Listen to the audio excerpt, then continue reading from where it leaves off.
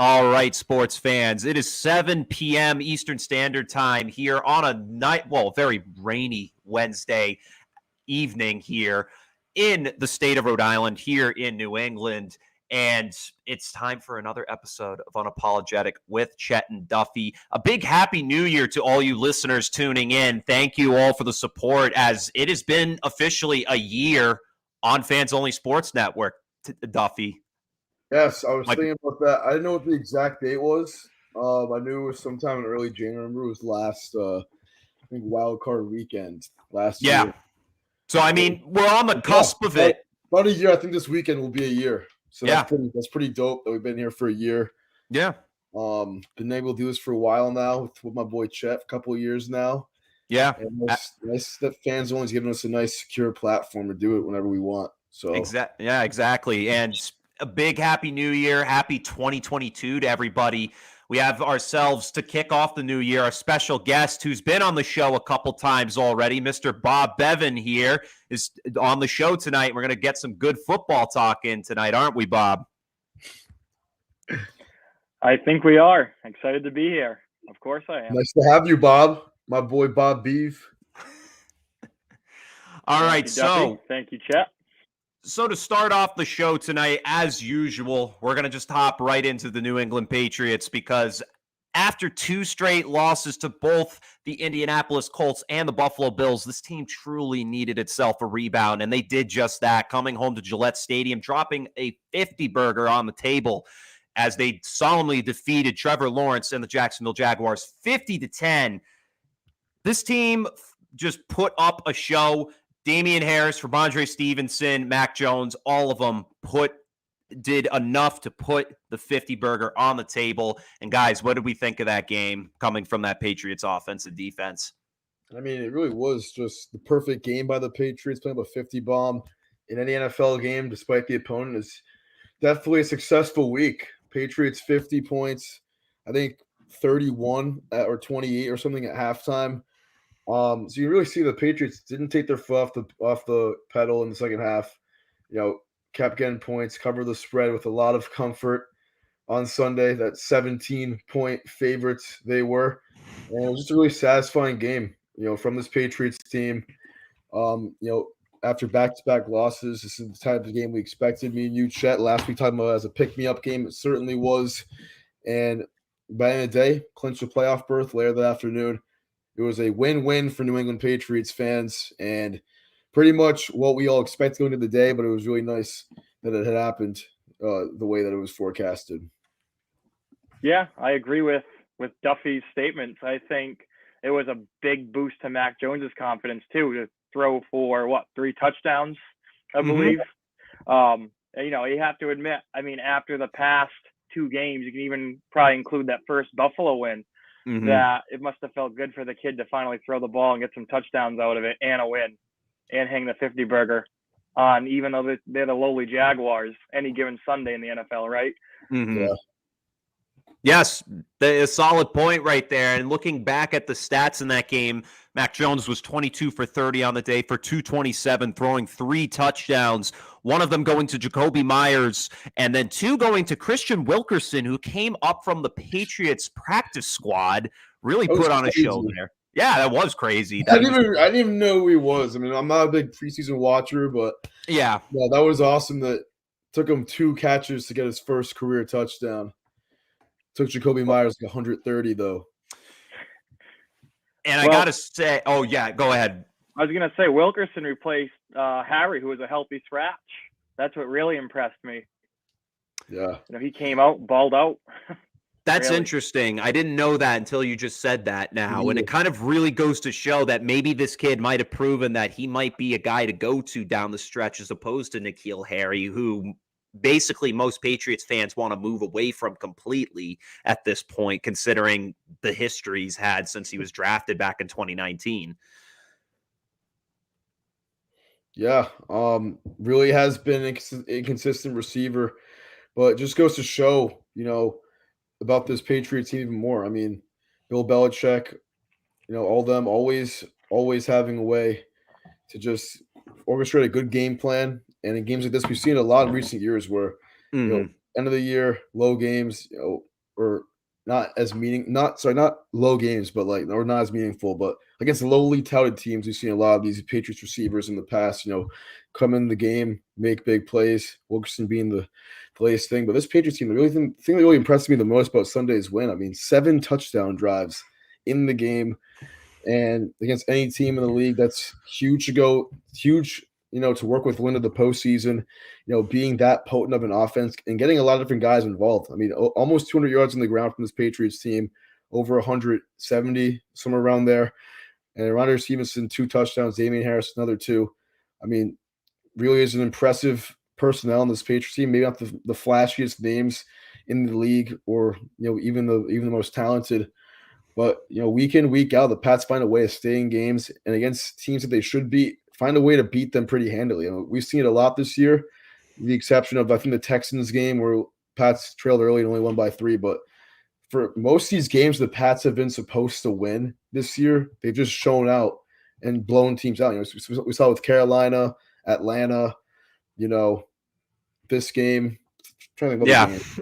Just a lot of games, like the New York Jets twice. I mean, this is it's a team that they don't back down to anything, and they step up big all the time. So it's not. I have no worries about this squad going into the postseason at all. Other than the fact that our quarterback's a rookie, which I'm not even that worried about anyways. But this team just really impressed me. And Sunday's win, like I said, albeit against the Jaguars, very impressive win in the National Football League. Well, it's a story of 2 different organizations, right? One organization has a plan. You have Bill Belichick. You have arguably the greatest coach of all time, versus the Jaguars, who hired Urban Meyer, a former college coach. And everyone knows college coaches, they're treated like kings or emperors down in college. They can basically do what they want. Those players really don't have much recourse when, you have a coach like Urban Meyer, who, let's not even get into his history. Yeah. down when he was coaching the Gators, the whole Hernandez, incidents underneath him and everything. They're 2 different worlds, and this just kind of goes to show you once again, even like the Nick Saban example of years past, that college coaches don't generally make the best NFL coaches. Yeah, and I mean, we've had our talks on this show a lot about Urban Meyer this past year because there was a lot of controversy going into him. But definitely looking on the Jaguars organization, it's tough to really shoot them down early because, I mean, Trevor Lawrence was hyped up to be the best NFL quarterback prospect in the history of this league. And he comes into the league and is just dog shit from day one. And I hate to say it, that's just kind of the way I have to look at it. But at the end of the day, that's no lie either. Yeah, he wasn't pretty shitty. Threw 3 picks Sunday again. Yeah, exactly. Bad and it's picks. There was bad picks too. Tip balls. There was bad throws. And it's just tough for me because I don't want to write this kid off in any way, shape, or form. He's a first-round pick for a reason. This guy is the future of a franchise. But it's coming down to the fact that the Jaguars are a franchise that don't really know what they need to do to become a dominant franchise once again, like they were a few years ago when they had that star-studded defense and Blake Bortles leading them it's nearly to a Super Bowl. But as all the time. But as Mr. Bevan said here, and I totally agree with it, it's the tale of 2 organizations here, and the Patriots prove once again that they are still a very stout and well put together organization at the end of the day. Hence why they're taking a trip back to the postseason, and that will lead us into our next part of this Patriots segment. One more question. But go ahead. Well, are we going to act like if Trevor Lawrence and Mac Jones' positions were switched, then Mac Jones wouldn't be dog shit and Trevor Lawrence would be good? Like you guys were saying, it's all about where you go and where you fit the best. Yeah. And, I 100% agree. I'm sure if Lawrence played in Foxborough, he'd have 30 touchdowns and be on some Herbert shit right now from last year, probably. Yeah, Patriots could potentially be the number 1 seed still if he was on this team. Yeah, I mean, he's a terrible O-line. He has shit receivers. Not shit receivers. They have good receivers. DJ Chark, Laviska Shenault, when healthy, they're good receivers. Yeah. But, they haven't been healthy. Playbook's been terrible. Play calling's been terrible. If Mac Jones was down there, they'd probably become a bust by week 5. So with Trevor Lawrence, I'm going to give him a lot of time. Not a lot of time, because arguably, you could say the same thing about Sam Darnold a few years ago with the Jets and how he was bad and he's still bad now. I don't think that's the same case with Trevor Lawrence. I think Trevor Lawrence is going to find a way with a new coaching staff, and we'll make something happen. I'm still going to believe in him now. He's been fucking terrible this year, but for a player like him who's had so much stability in college with Dabo Swinney, offensive coordinator all same 3 years, I think. I don't really even know, but Yeah. And he's always been known as the best. Let's see how he battles adversity, because he hadn't had a losing season since I think he played flag football as a child. Yeah, I think he never had a losing season. He hasn't lost this year he hasn't lost a game in like 4 years in the regular season until this year. Dude, I can only imagine being a player and never losing any game I ever played as a kid, and then I become an adult, and that's when I start losing. I don't know what I do. I feel like that'd be a midlife crisis for me or like at least an early life crisis, because it's like, dude, you've never experienced losing, and now you're in a team that's just absolutely terrible. Perennial losers. They're just winning organizations, and there's losing ones. Yeah. And we could look at the same situation with Baker Mayfield going to a team that eclipsed one win the previous 2 years before he got there. And people are saying all this stuff about Baker Mayfield. He needs to get out of Cleveland, this and that. He's the best quarterback they've ever had in 20 years. It's true. He's been around there since. So, number 1 overall picks. Sorry, teams.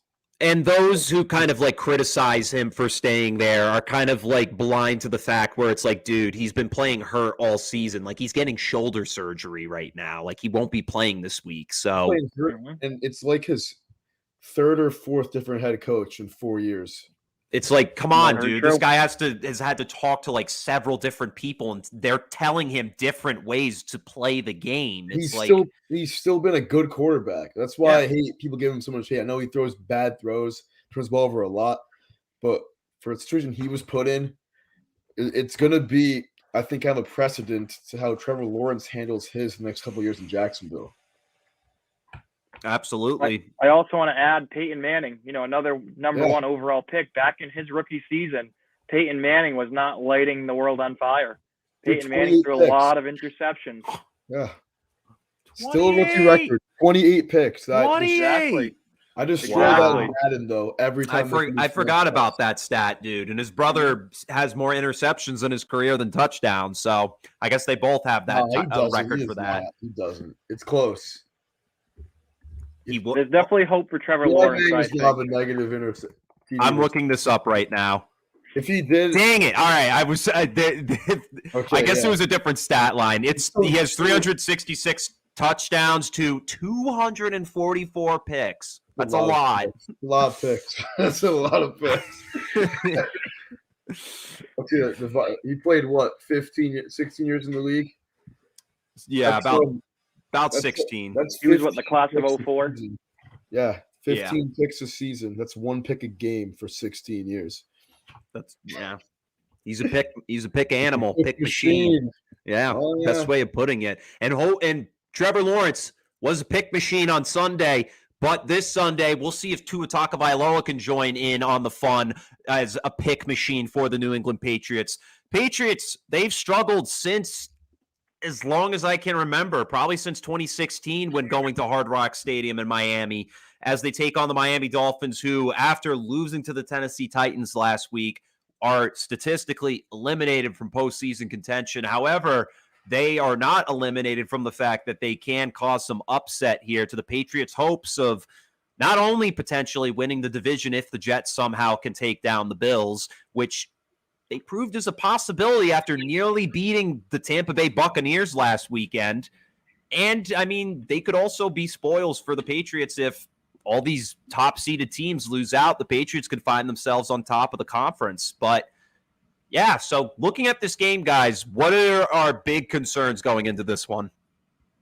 Well, like you said, Chet, just the unrich history of playing in Miami. I mean, every year it's a different story.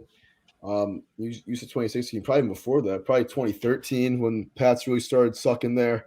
I remember that first game in this streak of Miami losses. It was that this game. I mean, I remember Brady was lighting it up most of the game. He throws a pick in the end zone with at the end of the game on the last drive against those Ryan Tannehill-led Dolphins. Then next year, lose season opener. Year after that, lose in week 17 to lose number 1 seed. And then so on and so forth. Miami Miracle. And then a couple of bad games the last 2 years. But this is a big game for the Patriots and the Dolphins. Dolphins still alive, I think. Are they still alive? No, they're eliminated. They had a great run, winning 7 in a row, but kind of was fluky. They're really not that good of a team. The schedule was really easy, as we saw against the Titans on Sunday in a must-win game, a game that I picked as my upset last week. Big L for me. One of my first losses in a while, but for this past team Sunday in Miami, I think you stick to what you're doing, run the ball really well, and which is what the Patriots usually do in Miami anyways.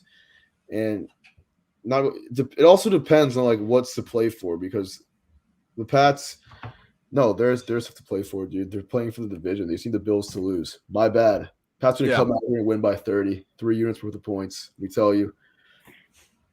Yep. No, I'm just kidding. That's your score I prediction? think it's going to be a close game. Dolphins defense is very good. They've been probably a top 5 defense in the league this season. So have the Patriots. It's always a tough place to play in Miami. I know the Dolphins and Brian Flores, they're going to try to kind of ruin the Patriots seeding a little bit. So keep in mind, it's already a team that the Patriots lost to once before. Sure, completely different teams back in week 1, but I think it's going to be kind of a similar game. A lot of running the ball, a lot of short passes, they can dunk. Slam the under on this game. I think it's a lock. And win some Ched. What about you, Bob? I honestly see this being a close game. I think that Brian Flores, being a former part of the Patriots organization, he's familiar with how Bill Belichick likes to play. We could see that when they basically made the Patriots beat themselves back in week 1, right? The Patriots won that game. You wouldn't have it coming down to this, right? You would already have the Patriots with, keeping everything else the same. They would have to win this game out. They would win the division. They wouldn't have to hope for the Jets beating the Bills. So Brian Flores has that Bill Belichick approach to the game, and I know we've kind of mentioned the Titans a little bit. Vrabel's another guy that kind of has that Bill Belichick approach. But, going back to this Patriots-Dolphins game, I've heard the Patriots have been practicing in their indoor facility this week, and they have the heat cranked up to simulate being in Hard Rock Stadium. Bill Belichick is the master of getting his team ready to play in all these different conditions. When they're playing a cold game, they practice outside. When they're playing down in Miami, they usually go inside their facility. They crank the heat to get the guys used to what it's going to feel like down in Hard Rock Stadium. Also, I think it's going to help us is Mac Jones is a warm weather quarterback. He was down. I think he is actually from the Jacksonville area. And obviously he played his college ball down in Alabama. So maybe this works in our favor, Yeah, I definitely could see that being as some major help to really prep the team. And as we know, Belichick's always been prolific with this type of stuff, really kind of just prepping the team, whether in the elements, he gets them in those elements to get them prepped and ready. And that's the smartest thing a head coach can do. My biggest concern in this game is definitely going to come down to shutting down Jalen Waddle, who this season has probably been one of the top rookie wide receivers that we've seen in this league so far. He currently leads the team on receptions with 99 on the season for 988 yards and 5 touchdowns.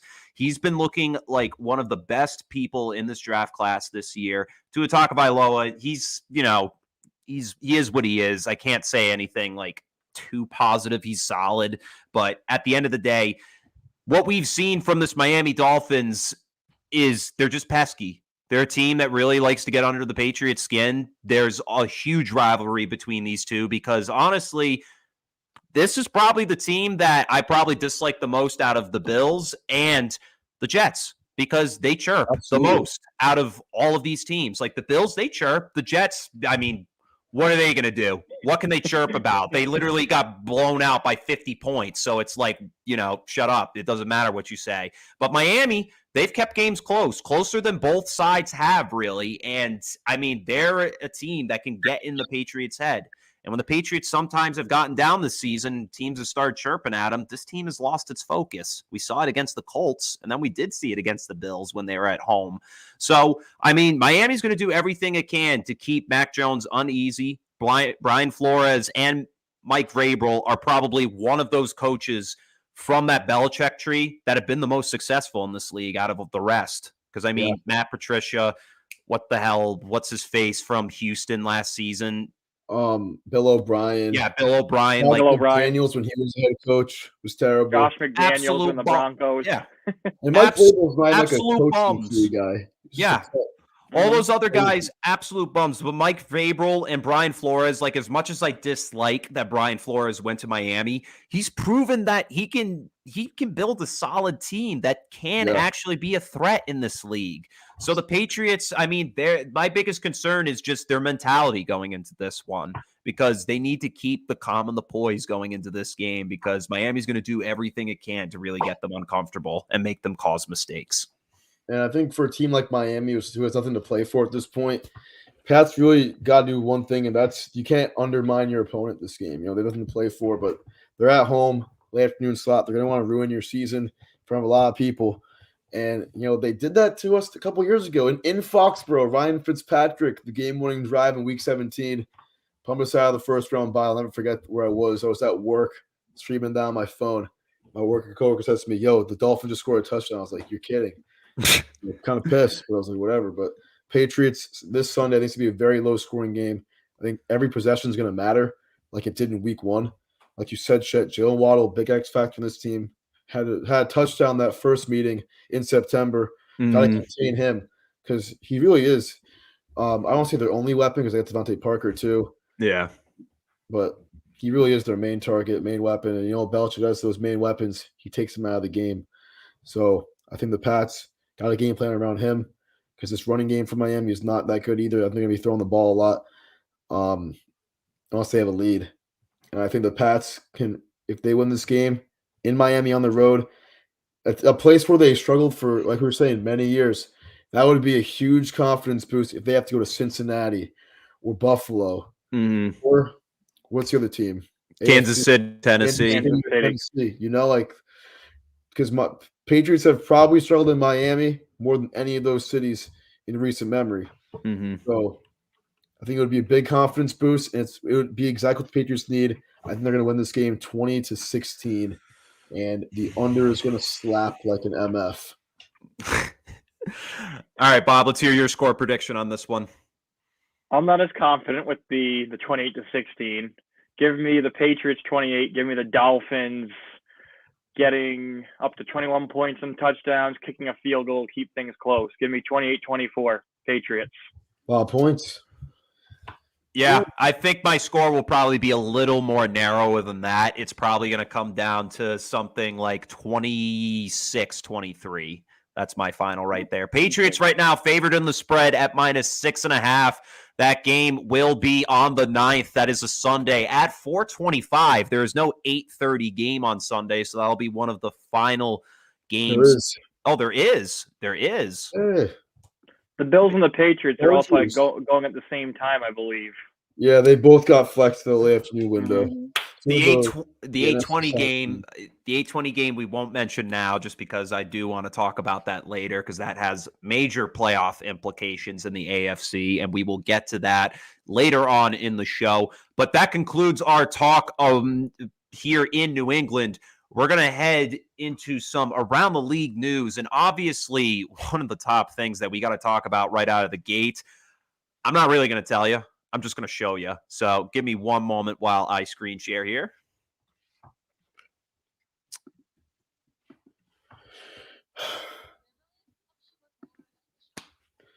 If this ad would just stop. Thank you. Oh, man. Yeah.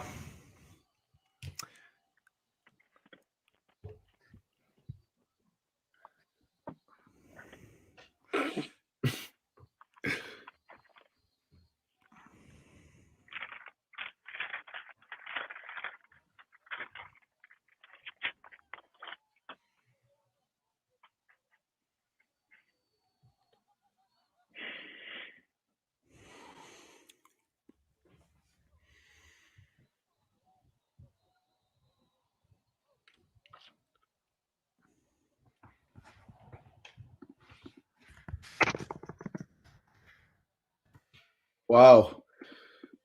He's pretty hyped.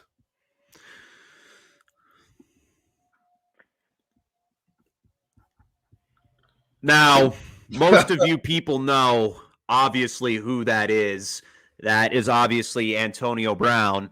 And on Sunday, in the middle of the third quarter, in that Tampa Bay Jets game, as you saw in the video, basically, Antonio Brown removed his jersey, took off his shirt and gloves, threw them into the stands, then proceeded to jump up and down in the end zone, give the peace sign, and then solemnly walk off the field. In a press conference later, after the game concluded and the Bucs were declared the victor, Bruce Arians came on air saying that Antonio Brown was no longer a Tampa Bay Buccaneer, and that's the story. I mean, we have more details, but guys, to kind of start off our thoughts really on that whole ordeal, because it was very shocking. It was kind of just like the cherry on top of 3 years worth of bullshit from Antonio Brown. I mean, it started about 3 years ago this time, with week 17 of 2018. Didn't want to play that possible playoff clinching game. Went to the Oakland Raiders, got kicked out of there, went to the Pats for a week. Domestic issues or whatever that were off the field that I don't even know what happened with that. I think it got settled in court. Yeah, it literally, honestly, dude, court. it felt like it just disappeared, honestly. Imagine if AB was on that Pats team, it would have been sick. And now goes to the Bucs, gets a ring, behaves well for a little bit. But here we go. This was it. This was the final cherry on top for AB's career. And I think without all these antics, and I think even maybe before that happened on Sunday, he's a Hall of Famer. But after that, I mean, if there's any, they kept T.O. out of the Hall of Fame for like 5 years for, being problematic. And I think AB could have got in eventually, but with that display, I mean, it ruined it. Honestly, I've never seen a single moment, kind of taint a player's legacy as much as that. And I don't know if that's an overreaction, but Antonio Brown, he really started popping up when I started watching football about 2012, 2013. And with my two eyes, I think he's the best receiver I've ever seen play football in the NFL. And I saw Calvin Johnson, but Antonio Brown, always a 100-plus catch guy, 12 to 16 touchdown guy, over 1,500 yards almost every year. His prime was one of the best receiver primes ever. And this is it. And this is how his career's going to end. He gets a ring, he goes berserk, and it's crazy. It's just so sad to see what's happened to this man, because if he plays at the level he's playing at, before the whole Big Ben thing happened 3 years ago, if that never happens, dude, I mean, he's still a top 10 pick in fantasy every year. He's still a top 3 receiver in the league. It's just crazy, man. Things have changed so quick, and this was really the moment where the last 3 years for Antonio Brown was just put into one single microcosm, honestly. I 10% agree. And it just gives me so much respect for Mike Tomlin, because he had That's a good both point. Antonio Brown and Le'Veon Bell in that same locker room. So you just got to think about that. But I want to go back to what you were saying, Duffy, about it being like, the last time we could see him. I believe that's true, but I don't know if the Buccaneers truly believe it's true. I think the Buccaneers don't want him anymore, but they still haven't released him. As of today, he is still a Buccaneer, Really? days after Bruce Arians, declared that Antonio Brown is no longer a Buccaneer. I think it's either my caption, dude. I put he's been released. I didn't fact check it. I thought it was already done. Yeah, because I went on Wikipedia and noticed that it still said Antonio Brown, Tampa Bay Buccaneers, number 81 or whatever. As of today, he's still on the roster. So I don't know if there's two schools of thought. Some people seem to think that there's some credibility behind his injury that he's been complaining about, his camp. Via Rich Stroud, who's like a beat reporter for the Buccaneers, that AB's friends were worried about his pain, and he visited a top surgeon who was outside of the Buccaneers organization, and he confirmed, along with an MRI, that the injury was indeed serious. However, you kind of can poke holes in this theory when you look at his performance a week before down in Carolina. He went for he went off against Carolina. How could a man that has a bad ankle do all this? My school of thought is, I think this is a CTE related issue. I think that some kind of falling out happened on the sideline. I'm not exactly sure why he didn't want to go back in, but I think the Bucs are holding on to him because they worry that another team could still pick up the Antonio Brown. You've got to think, this man's been giving how many chances after each incident? After he makes a stink and gets released from the Steelers, he goes over to the Raiders. From the Raiders, he goes to the Patriots. From the Patriots, yes, it took some time, but he finally went over to the Buccaneers. Now, if they were to release him, a team could pick him up still. A contender could pick him up. Green Bay could go after him on a prove-it deal. Maybe Kansas City goes after him. Part of me thinks the Buccaneers are being smart and not releasing him right away to prevent another contender from grabbing him. Another contender from just saying, Antonio Brown, don't implode this whole thing. Within a couple of weeks, you can win ring number 2 if you just keep your mouth shut. I don't know how much credence it is. That's just my thought, why the front office is playing this game, keeping him on the roster. That's a very good point. And like you said, you look at that game log, Bob, and on that Sunday when they played the Carolina Panthers in the 32-6 win, Brown had 15 targets and 10 catches for over 101 yards. So there is some thought there as to, is that ankle injury really real? Because then you go into the thick of things, and Bruce Arians tells a tale where he says he told him to go back in, and Brown refused. And when he kept telling him, he said no. And then that's when we got the whole jersey thing. And then we get that quote from Bruce Arians where he literally said, I have never seen anything like it in all my years as a coach, which honestly, as a fan, I've never seen anything like that either. That's bizarre to me. Well, and I honestly, don't know if we're going to again either, And the first thought that came into my head right away was Antonio Brown is a disgrace to football.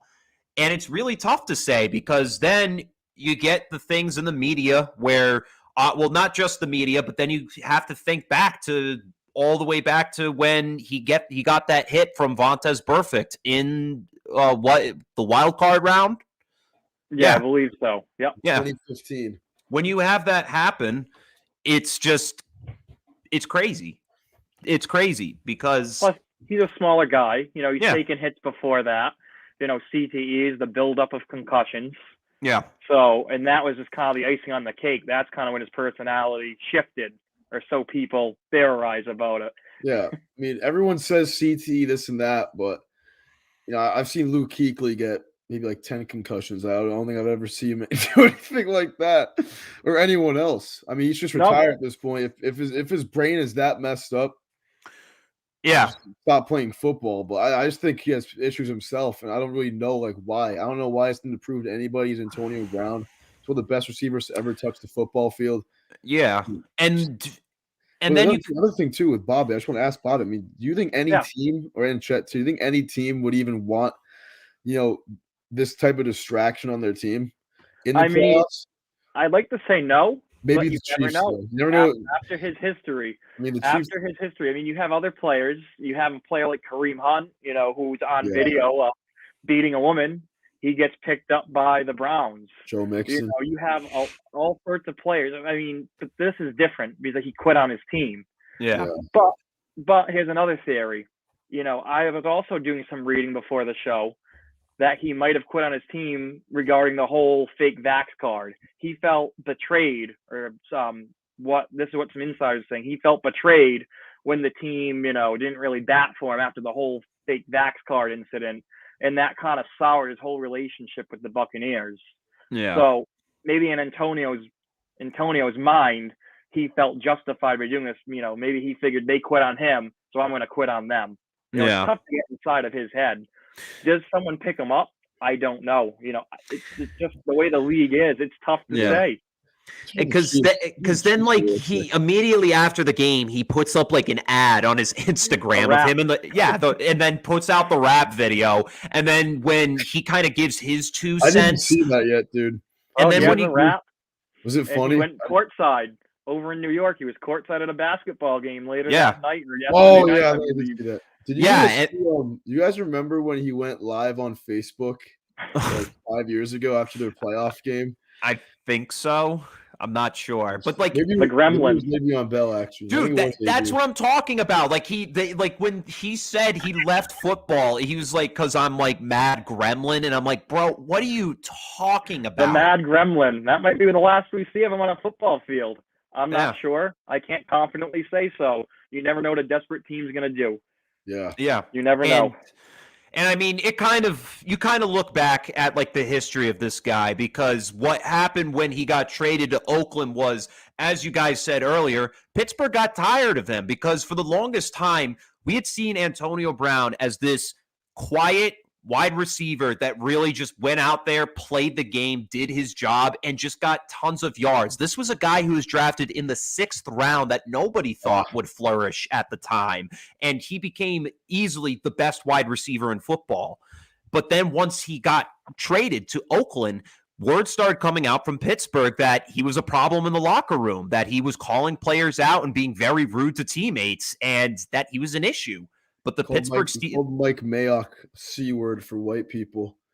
Remember that? I do. I called do. His GM yeah. Not cool. Can't do I that, don't man. think Big Ben's any saint, though. You know, I know he had issues with Big Ben towards the end, and I don't. You know, Big Ben has his own problems. I don't really want to get into on this show. Yeah, that's a tale for another time. That's just our Deshaun Watson segment. We do that weekly, so we always talk about that type of stuff. Yeah, but yeah, I mean, this is just a very difficult situation. It's kind of just been coming down to he said, she said type stuff at this point. We probably won't know the true tale of what happened to Antonio Brown until probably once the Super Bowl is concluded, and once investigation probably actually happens, people start prowling around. Eventually someone's going to find out and dig up dirt. But as of right now, in terms of the stance of where Antonio Brown is, sure, he's still on the roster, but at this point, if he's ever truly released, this will truly be the biggest and greatest fall from grace we've ever seen, and the most tragic figure that we have probably ever seen in football.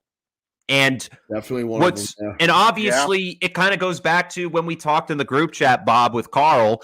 I mean, you kind of have to put into thought that if anything were to happen with this CTE type stuff, God forbid, if that's what's really the cause of this, these memes that are going out will not be funny. Like, it really isn't something to joke about right now, because we don't know what's going on. Nobody does. No one does. And you really, Tom Brady is being very empathetic to the guy. If anyone has a right to be mad at Antonio Brown, it is Tom Brady. Tom Brady went out on a limb for him to come to the Patriots. Then he does it again with the Buccaneers. Last year, Bruce Arians was saying, Antonio Brown is not going to be a Buccaneer. He's not going to be a Buccaneer. What happens? Tom Brady gets him into the organization. He lives at Tom Brady's house down in Tampa, the house Tom Brady was renting, I think, from Jeter. He goes down there. He lives in his house. Tom trains this guy. This is Tom's guy. This is this is, along with Gronk, AB is Tom's guy, 110%. Yeah. And if anyone has the right to be angry with Antonio, it's Tom. And I think the fact that Tom is treating it with so much compassion kind of speaks to maybe Tom knows something else that's going on with Antonio. Yeah. It's a good way to put it. Yeah. Well, to conclude this segment, we hope the best for Antonio Brown. We hope that it's nothing too serious. And obviously, as more news comes out on this, we will be discussing it here on the show. So obviously, tune in every Wednesday at 7 p.m. for more information. But obviously, we don't have any right now. But mental health is no joke. And if that's what this is, we really hope he gets the best help he can get. And amen, basically. Moving on to our final segment of kind of talking about players here. We're going to talk a little bit about Derrick Henry, because he's finally back to practice today, officially back at practice, and he's been a huge piece to the success of the Tennessee Titans throughout the years. He was on pace to nearly break probably most of the major records, from Adrian Peterson's rushing title to maybe even LaDainian Tomlinson's touchdown record, single season touchdown record. There was a lot that Derrick Henry could have done. Hence, he had an early foot surgery that caused him to miss the rest of the regular season. However, there's potential, they're saying, for him to come right back in the postseason. And the way the Titans are kind of poised right now, they are sitting on top as the number 1 seed in the AFC, and they could have their franchise back for the playoffs. Yeah, this is huge news for the Titans, especially for this Sunday in Houston, Week 18. If he's active, I think he's on limited snap count because you don't want to get him more hurt before the playoffs. Give him 2 weeks to rest before the game. But if they're down the game a little bit, remember, this is a Texans team that Derrick Henry ran for 200 yards against twice last year. So, I mean, if they need him to play Sunday, I think he's gonna. I think he's gonna come up big. I put he returned to practice Thursday. I forgot today is Wednesday, my dude. Happy hump day, boys. But, happy hump day, of course. Like you said, Chet, he had 937 yards before getting injured, on pace for back-to-back 2,000-yard years. With this 18-game season, that would have been totally, attainable for him to do. So definitely the biggest X factor on the team, the biggest X factor in any offense in the league, in my opinion, because there's no offense that looks more different without a single player than this guy. So he comes back, to a team that somehow, some way secured the number 1 seed through all that, beating some tough opponents throughout the way. But losing to a Houston team that they're playing this Sunday, I think if they need him, he's going to be there. But they're not going to overuse him on Sunday if he's even active, because they want to get him some rest. And with the first round bye on the line, which I think they should clinch against this, pretty bad Texans team, still only a 4-12 team on the year, then I think the Titans, 2 wins away from a Super Bowl at that point, it's very, very doable if they get number 22 back in good enough form. Yeah, I have to agree. I mean, what Derrick Henry can do is just so impressive. You watch him run. I mean, he's like an angry rhinoceros coming out of the backfield. That's the best way I can describe him. I mean, you see, defensive backs, they're bouncing off of him. But you need 2 or 3 guys to bring the guy down. He drags a pile with him. He is just, he's the most explosive player, on that offense. Plus, when that team's fully healthy, you get bored of running Derrick Henry. Tannehill, who's not the greatest quarterback, he plays some pitch and catch with, A.J. Brown, or he plays some pitch and catch with Julio Jones. That team is a dangerous team when they're fully healthy, and especially when they have Derrick Henry back. Yeah. And I mean, he's really a ball shot out of a cannon in every way, shape, and form. We've seen him break unbelievable tackles, drag piles with him just to get the ball for a first down or even just a touchdown as it is. It's like this guy is what you want from a running back, and he's really what defines the Tennessee Titans these past few years. So, I mean, getting Derrick Henry back would be huge because you look at the statistics of what he's posted in his career. 2016 and 2017, he didn't break the 1,000-yard mark until 2018. He was shadowing DeMarco Murray for a while, believe it or not. And then in 2019, I forgot about that, dude. Yeah. I forgot that myself. Yeah, DeMarco Murray, Derrick Henry backfield. Totally like. And that was my memory. And what's kind of interesting is DeMarco Murray in his final season as a Titan broke the rushing title had the rushing title for the AFC, if you remember, back a few years ago before he retired. In 2016, he was really good. I remember that. So Derrick Henry, after that, over 1,500 yards, 16 touchdowns. But in the 2018 year where he did break 1,000 yards, had 12. And then he broke his record, his career high of 16 to get 17 and rushed for 2,000 yards. And go to this season on 219 attempts. By week 8, he was already week 7 maybe, he was already at 937 rushing yards and 10 rushing touchdowns. Dude was an animal, only lost the ball once all year, and he goes down with a foot injury, which is tough because it really proved this season that running backs like Derrick Henry and Christian McCaffrey and Alvin Kamara, these guys are not untouchable. Yeah, they really are not untouchable, and it's sad because you get historic seasons taken away from you like this. But I mean, this will put the Tennessee Titans in a very good spot because if this team gets the number 1 seed, I could really see them punching a ticket to the Super Bowl this year. That's kind of my prediction right there, seeing Derrick Henry come back. When this guy's healthy, this team is healthy. That's kind of my thought on the whole process with this. If they get him back, I would say they're probably my runaway favorite at the moment for a Super Bowl. And if they get him back with home field advantage, because chances are if they win divisional round, they're probably going to be playing the Chiefs in the AFC Championship game. So I think if they play them at home, a team that they already beat 27-3, I think Henry did play that game early on the season. He did. 7. He did.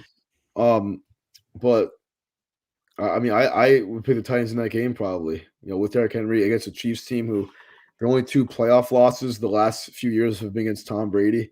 But in those games, we've seen them those teams run the ball against the Chiefs very well, especially in the AFC Championship game a few years ago. Chiefs' run defense has always been kind of iffy. And Derrick Henry, if there's any guy who can expose that, it's him. And this is the best their defense has been in a few years, albeit they held him to, I think, only 70 yards back in Week 7 or something like that. I think it was his worst game of the season, rushing-wise. But, at home, different environment in the Music City. Derrick Henry, they really could be seeing their first Super Bowl appearance in 22 years with this man back and with home field advantage. That's right. They haven't been to the Super Bowl since they played the Rams. I forgot about that. Yeah, I went to go see the Kurt Warner movie last week. Saw it on New Year's Day. It was good, but it was kind of mid. It looks like a B movie, honestly. Not that it was mid, but it was a good movie because they went over his whole life and stuff and his story. But is it a documentary or is it like a reenactment? It's like a docudrama. It's Zach Levi as Kurt Warner. Yeah. Zachary Levi? Yeah. He voices Alvin and the Chipmunks. Some stuff probably doctored in it. Oh, yeah. Make it look dramatic. Yeah, but they just didn't really do his NFL career too much, and I was kind of pissed. And what's crazy about that Super Bowl is, remember the Titans were literally a yard away? Yeah. A yard away from winning the game? That's unbelievable. I mean, I don't remember the game. It was about 11 months before I was born. Yeah. You were like 2 or 3. No. So. Yeah. Oh, yeah. I totally remember that. Yeah. I was just my 2-year-old self sitting in front of the TV, just absorbing that Super Bowl. Oh, God. Yeah. I can even remember the Baltimore Ravens Giants game. Oh, yeah. Yeah. That's even older. You remember Vinatieri hitting that kick? I was like a year old. It was sick. I was the like, greatest show on turf goes down. I was like, bro, Tom Brady's getting that drip. Dude, this guy Tom Brady's going to be the best quarterback I've ever seen. But keeping it grounded with Derrick Henry, getting it back to Derrick Henry. Yeah, this guy, he's going to bring a lot to the table. And that really pushes us into the playoff segment now, where if the Tennessee Titans defeat the Houston Texans, this is going to be a big game, though, because if you remember, Houston came into Tennessee a few weeks ago and managed to blow out the Titans. Now, this game's coming to Reliant Stadium in Houston, Texas. This is a chance for Houston to be who they've been these past few weeks. Because honestly, the Houston Texans this season are better without Deshaun Watson, which is crazy. It doesn't even make sense. Davis Mills looks incredible these past few weeks. He already won as many games this year as last year. If the Tennessee Titans win this week, they will clinch home field advantage and a first-round bye throughout the playoffs. They will not have to play wild card weekend. So there's a lot on the line for this team. So they need to win. It's win, and you've got it. You can sit back and relax for a week, and that would help Derrick Henry really get healthy. And one of the biggest playoff scenarios, I have to say, in the AFC, which we were going to get to, is between the Las Vegas Raiders and the Los Angeles Chargers. Yeah, we're going to get into it right now, baby. Cool. Right now, as of right now, the Raiders, with their win over the Indianapolis Colts, caused the Colts to fall to the 6th seed, and the Raiders are currently sitting at the 7th. Los Angeles is currently sitting there as the 8th seed. They have a chance to get in if they win against Las Vegas in Las Vegas on Sunday night. Whoever wins this game is in the postseason. whoever wins is automatically eliminated from contention. So, I mean, guys, what are your thoughts on this playoff game? Because honestly, it could be two different stories going into this postseason. I mean, first Give of me all, the Chargers. yeah. I mean, I think with everything on the line, I know it's in Vegas, but right now I'm thinking Chargers. This is definitely, this is a really tough game for me to pick. It's tougher than it should be. The Chargers have the better quarterback. I couldn't even bet on it. He's worlds better. He's worlds than better, Carr. yes, but like, we've seen the Chargers charger. They're a verb, adjective, and noun. True. Very true. 2 years. Yeah. I mean, we've seen them lose. I remember they were losing games in unimaginable ways, week in and week out. Like the game I locked this week. They literally 2 weeks ago they got blown out by Houston.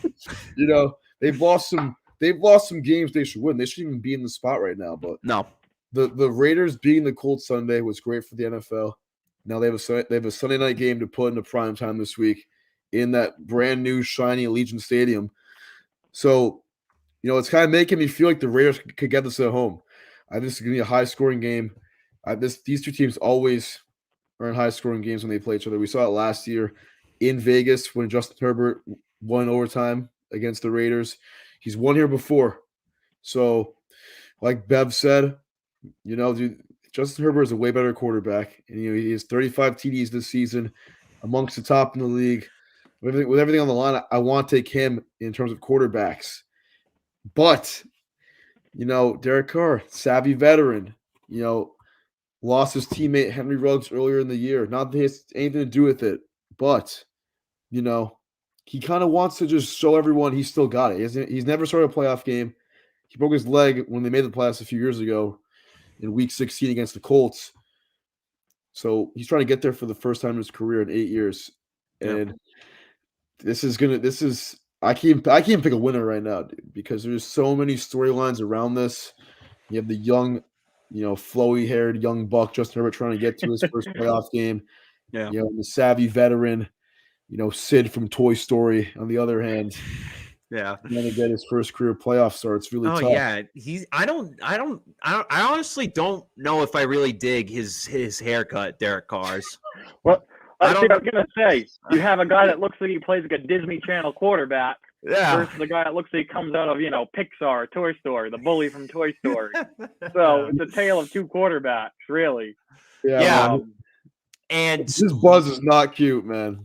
Looking at the receivers' numbers between Hunter Renfrow and Keenan Allen, I was kind of shocked to see how similar they were, because you look at the game, Keenan Allen right now has 100 receptions on the year for 1,086 yards and 6 touchdowns. But then you look at Hunter Renfrow with 99 catches for 1,025 yards and 7 touchdowns on the year. It really is kind of crazy how both of these receivers line up so similarly. In terms of tailback, Austin Eckler has more rushing touchdowns than Josh Jacobs, yet Josh Jacobs wasn't too healthy this season. They had to go to Kenyon Drake.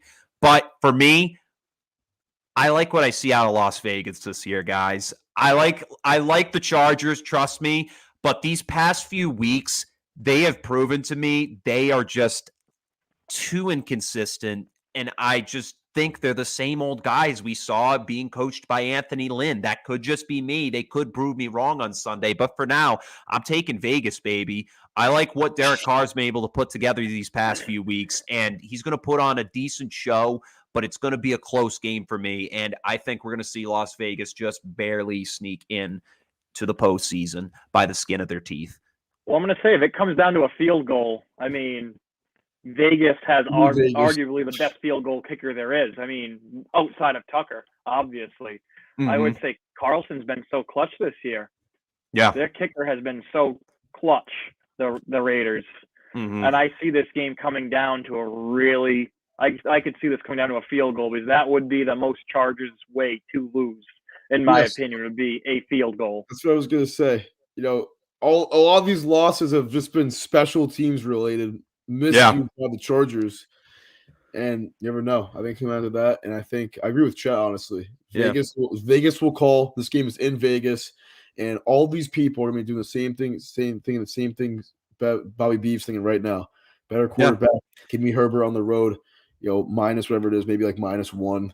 But It's gonna be in Vegas. Vegas will call. The house is gonna win. It is -3 Chargers right now. Dude, oh my God. Give them 3 points at home. Yeah. Wow. I think they'll away. They're in Vegas, yeah. Yeah, they're giving the Raiders. They're giving the Chargers the advantage, -3. I think that that pushes for the Raiders at worst. I think they're gonna either lose by 3 or less or win the game. 26-24 Raiders. That's gonna be great for ratings, dude. In my opinion, it's gonna be great for ratings. This is gonna be a crazy game. Speaking back to narratives, we've seen the Raiders the last 2 years start on fire, 6-3, 6-4, whatever it was, and then just absolutely unravel the last few weeks of the year. So for Derek Carr, this is a huge legacy game for him, because a guy who lost his head coach early in the year, he literally has an interim head coach for most of the year, due to racism issues, I guess, from John Gruden. Sorry, I shouldn't have to make jokes about that, continue. But I mean, against the Chargers, against a division rival at home, this is a really big game for him because, like I said, has never started a playoff game. And looking at his numbers, I mean, almost 200 touchdowns in his career, still under 100 picks. This late into his career still is very, very impressive. He's been a really solid quarterback for many years, and if he wants to be remembered, he's got to go. He's got to get to the postseason. Excuse me. Because right now we're kind of getting Carson Palmer-esque vibes from him. Got on a playoff game. I think he's going to do it, man. Give me the Raiders, Oakland, baby, and the over 31-30. 31-30. Carlson at the buzzer from 56. I like it. I like what I hear there. And imagine how great that would be for Vegas's house and the ratings. Like, everyone would win. Yeah, not only would the house win, the fans would win, the city would win. Like, this would be huge. I'm saying, like, Vegas is gonna be lit. We're gonna get it. Yeah, Vegas is gonna be lit. Yeah, 21, baby. Let's get some cheap airfares tonight. Yeah, let's buy tickets to this game. Let's go. Let's go. Stadium right now. Another game, another playoff implication to look at. This will be the final one we look at in the AFC. We'll take a look at the NFC briefly as well. Is the Indianapolis Colts, who with that loss to the Raiders have also not secured a playoff spot just yet. They needed to beat Jacksonville. But speaking of a Cinderella story, you look at Pittsburgh last week. They're still in the race somehow. Sitting at 7-1. This team managed to defeat Cleveland on Monday night. Big Ben's last performance in Heinz Field, an emotional game to see him kind of tear up at the end of things. But they're not done yet because as of right now, they could still clinch a playoff berth. And based on what the scenarios is, sitting at 8-7-1 now, Pittsburgh needs to beat Baltimore this Sunday at 1 p.m., but they also need the Indianapolis Colts to lose to the Jaguars, which is a possibility because the Colts haven't won in Jacksonville since 2015. They need them to lose, and then they also need the Raiders and Chargers game to not tie, and they're in. I mean, that is a crazy stat that Jacksonville has won 5 in a row against the Colts at home. I didn't know that until this week. I know that until this week either, but I remember they beat them last year. That was their only win of the season in week 1. They lost the last 15 games. But listen, man, another scenario too. If the Colts lose to the Jaguars, Oakland or Vegas and LA can tie at night and both get in the playoffs, which I saw on TikTok and other things, but that's not going to happen. Divisional rivals, I don't think they're going to just kneel for 5 straight quarters. But, I mean, listen, Colts, Jaguars, we can say what we want in terms of playoff scenarios. The Colts are winning that game. They're not going to lose this game in Jacksonville. No. And, that's really all I got to say. They're just a better team. They got stuff to play for. And I guess the Jaguars, I don't see them choking this by any chance. By no means. Yeah, I think the Colts have this in the bag against the Jaguars. I mean, they really should. It's a dominant run game. Right now they're -15. Yeah, let me see what that spread is right now. I'm actually interested. They're 15 right now. They are? On my book, they're 15, and I think they probably cover that too. Let me see. I'm going to go look right now on ESPN. Just Let's don't see. ask Wentz to throw the ball. Yeah. Minus Don't 15 ask and a half. Wentz to throw. Yeah, give it a JT the whole game. That's it. Yeah. Mhm. That's the difference between this trip in Jacksonville for the Colts and the previous 5. Is they got a possible offensive player of the year in the backfield. You Yeah. also have a dominant O-line. Yeah, That Yeah. whole line and the Colts have is linebackers. highly dominant, Yeah. and that Yeah. is JT too. Colts just need to keep this one out of Carson Wentz's hands because if you let him hold that ball for too long, things are going to get messy really quick. As for Pittsburgh, I mean, they did beat Baltimore when they missed that 2-point conversion, and it doesn't really sound like Lamar will play in this one. It sounds like they'll probably just rest him for next year and have Tyler Huntley play in his place. I mean, it's just crazy how these past few years, the Pittsburgh Steelers have been a team that everybody's just been like, they're just not going to go anywhere. They've got a terrible roster, but that defense saves them. And that coach, Mike Tomlin, is just unbelievable there. Same story every year, and everyone just always doubts the greatness of Mike Tomlin. And this is just a winning organization, too. I mean, they haven't had a losing record since, I think, 2003. And Mike Tomlin's never had a losing record as a head coach in the NFL. Exactly. Crazy stat. Crazy stat, and it goes overlooked because, of the Patriots' dominance, too, in the AFC the last 2 decades. But I think Pittsburgh, they should win this game. Send big Ben off in the sunset against Tyler Huntley and company. For the Ravens, dude, I mean, this is a team that was 8-3, had like a 98% chance to make the playoffs, was the number 1 seed after 12 weeks. And lost 5 straight. Lost their last 5 games by close margins besides the Cincinnati game. They lost 4 of those games by combined 5 points, actually. I mean, 2 of those games were losses on going for 2. That was the team I predicted to go to the Super Bowl, too. I know. No, you had them at midseason. Yeah, I had the Chiefs. Yeah. But it's definitely a tale of 2 seasons. They pulled the Raiders this year. And I think the Steelers are going to just give them one more loss to go into the column before the season ends. And just keep their playoff hopes afloat. Maybe something crazy happens from the gods in the football world, football heaven, I guess. But that's what else has to happen. Also with Indy too, forgot to say this. Indy's also fighting for the division. Also, they still have a chance to win that against Jacksonville and possibly get a home playoff game. So they're going to be playing with everything they got. Also, that's why there's no way on this earth the Jaguars win that game Sunday. There's no way. And if they do, Chet, I might just – I don't even know what I would do. I was going to say I'll give you $100, but I wouldn't do that. I just get $100 just for doing nothing. I owe you like $300 anyways, so – Yeah, for the Super Bowl win. But before we go to the NFC, I just want to ask one question. Do you guys think – because I think the answer is yes. If Indianapolis wins wildcard weekend, could they go to Tennessee and win that game in the divisional round? Potentially. I personally think they do. I think they could, but I don't know. I think they do. I think it depends on Henry's health. Yeah. I think that's a big factor. How healthy is Henry when he comes back?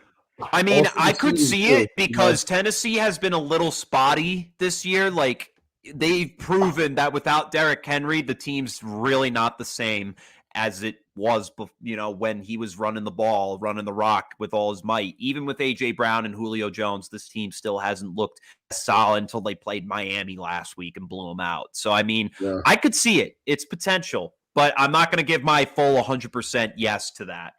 And also, I mean, Tennessee beat them twice this year, and that was the second game we saw Derrick Henry get injured in. Yeah. So it's tough to beat a team 3 times in the year. We did see it last year with the Saints and Bucks. And it also depends on how this seeding rearranges this week because both those teams could be anywhere between 1 and 7 as of today. Yeah.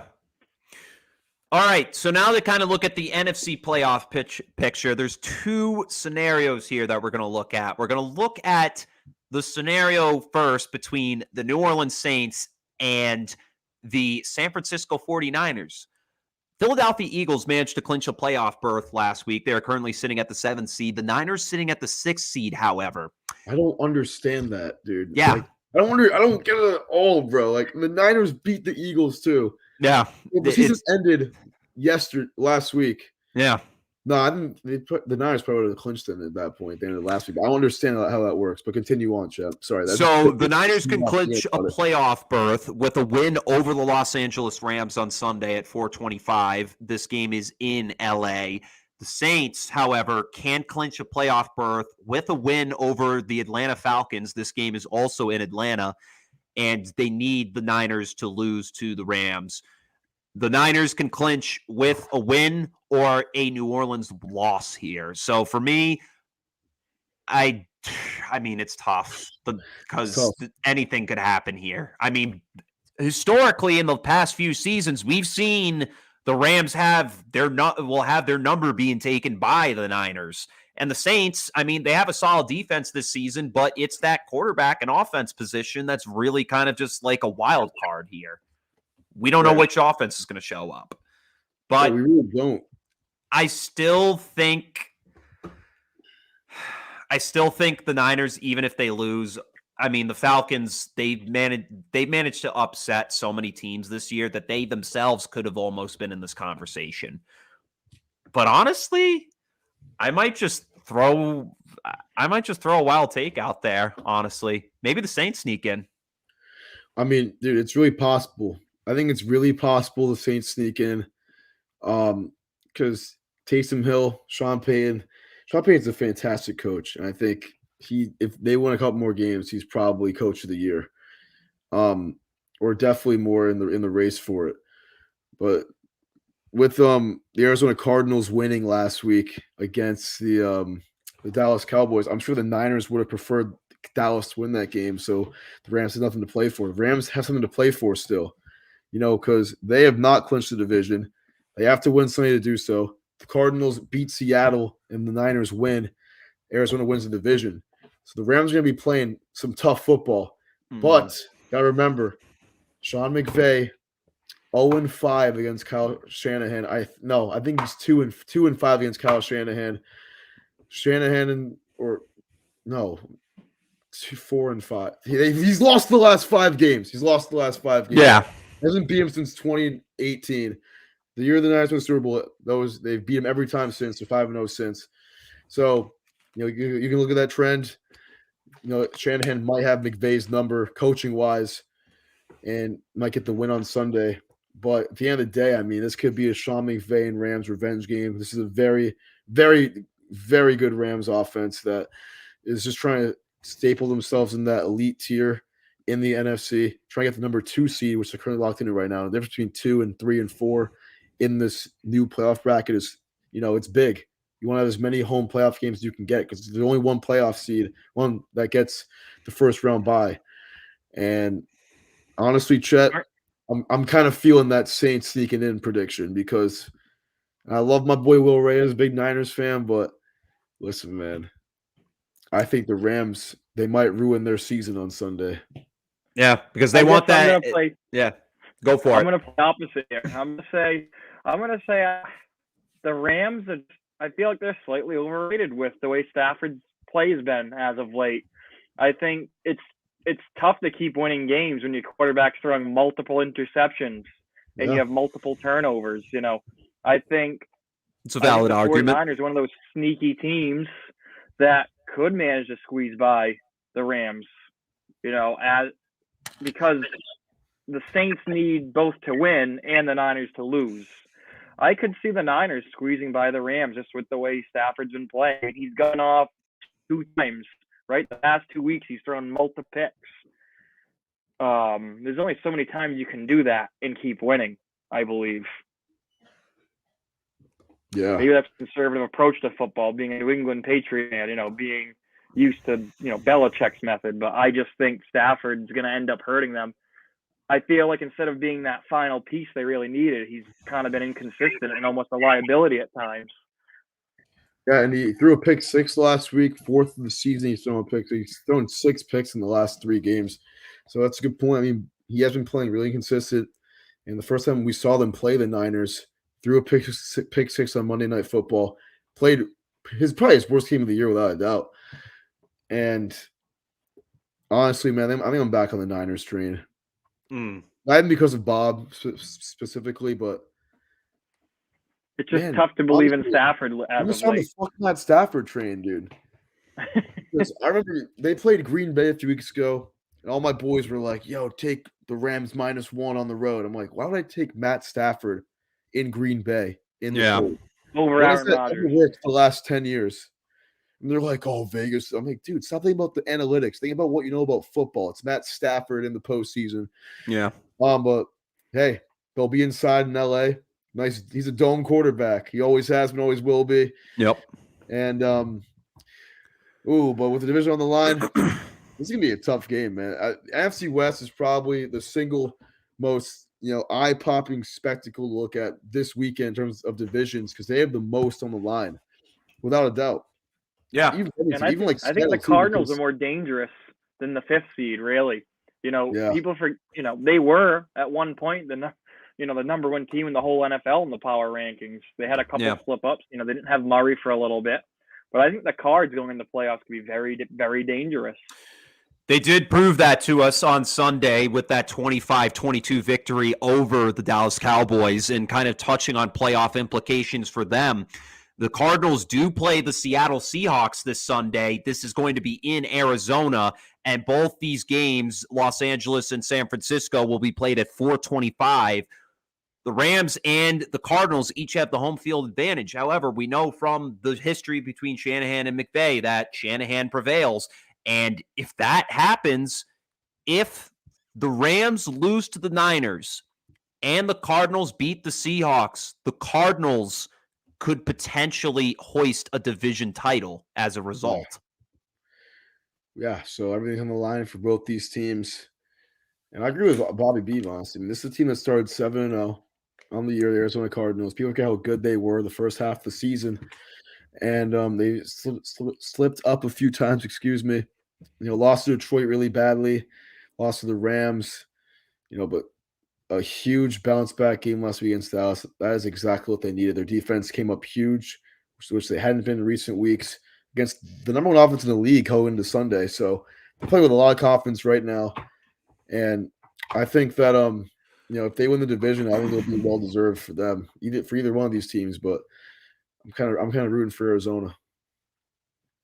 Yeah, those are some of our playoff clinching scenarios, the interesting ones that we had to point out. We're going to quickly wrap up with our locks and upset segment to finish off the night. My lock this week, I'm going to breeze through it. I'm taking the Cardinals over the Seahawks. I think the Seahawks are just what? My racist hoodie? Get out of here with that. Yeah.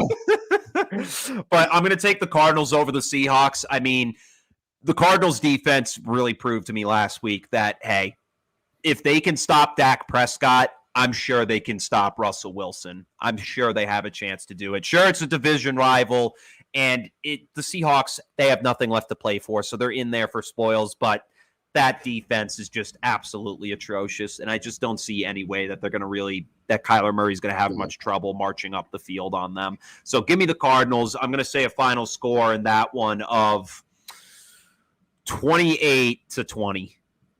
Cardinals also, I think they've won 3 in a row in Seattle, or at least 2 in a row. But I agree with you, Chet. I think Week 18 is the only week where I think Mickey Mouse picks are completely acceptable because no one really knows who's playing the whole game or not. Just give me the Tennessee Titans on the road against Houston Texans -11. Slam that. No, don't. I don't think -11 is a lock. I think Texans +11, but Titans win this game, and they clinch that number 1 seed in the AFC. Yeah. Do you have a lock this week? I'm going to take the Colts over the Jags. Mickey Mouse pick. Let's go. That's a no-brainer. I mean, I think what the Patriots did to the Jags, I could see the Colts putting up. I don't know. It depends how long they play, but I could see this being a really ugly scoreline, honestly. If you just give the ball to JT and let him run, I see this being an ugly scoreline. Yeah, and maybe I totally agree. Quay gets a nice sack.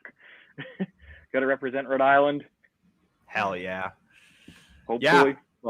Yeah, that's my lock. Colts over Jags. And now for my upset, I already mentioned it earlier. I'm taking the Raiders over the Chargers. Let's go Raiders. They've just proven to me this season that, hey, they're putting everything on the line this year. Hunter Renfrow, he just looks electric out there. Derek Carr's making smart decisions downfield. And that defense, when they've called upon them with those leads or even to just get back into games, they've really done the task to help them out here. Give me the Raiders this weekend. All right. I like that picture. I agree with you earlier. Raiders at home. Vegas will win on and off the court. My upset this week, going to the East Coast, the Birds, Philadelphia Eagles. They're +7.5 at home against the Dallas Cowboys. And Dallas already clinched the division. Their positioning, seeding-wise, think about they can't surpass the Bucks. I don't think they can go past the Rams either, or the Cardinals. Cardinals just beat them. The Cowboys are most likely locked in that 4 seed, going into the postseason, and the Birds. That home. This is one of the Saturday games. The Philadelphia Eagles have not beaten anybody good this year at 9-7. The best team they've beaten, objectively speaking, this year are the New Orleans Saints, and they need a statement win going into the playoffs. Kick off week 18, right? Realistically, do I think they win this game? Probably not, but there's no better upsets on here, and I'm like 22-8 on the year. So I'm just my roommate Bowen, huge Birds fan. One of the worst playoff teams I've ever seen in recent memory because they haven't had one statement win all season. Yeah. But this could be it. This is well, I'm thinking about it today, actually. This is seriously one of the worst playoff teams I've seen in recent memory. I think last year's Bears were probably better than this team. Yes. I could probably agree with that right there. All right, Bob, let's hear your upset. And you know what? We were talking about just a little bit ago. I'm going to take the Niners over the Rams. Give me Stafford making some mistakes and giving the game over to the Niners. Love it. +4 right now, the Niners. I think you got to hammer that. Yeah, I think we hammer that down. We hammer it down. Yes, sir.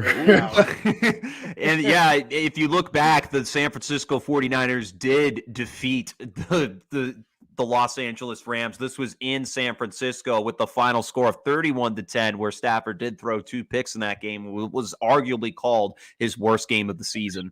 So there's a huge possibility in that. I have to agree with that. But that'll wrap up tonight's show. It's been a long one. I know you guys are probably hungry or something or want to do something else. So we're going to sign off here from Unapologetic with Chet and Duffy. Bob, as always, thank you for coming on the show. You are always welcome, and we hope to see you again soon. Thanks for having me. It was a pleasure, boys. Bob. Love having you on here. It's been a minute. Glad to have you back on and talk some NFL, bud.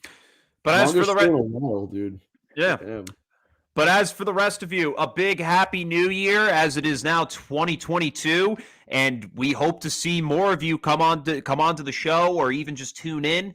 Send us comment in the comments, and maybe we can get you on the show at some point. Also, follow us and subscribe to us on YouTube. Unapologetic now has its own YouTube channel, so be sure to check us out and subscribe there. But until next time, this is Chet and Duffy signing off, and we will catch you all on the flip side. And go Pats, as usual. Peace.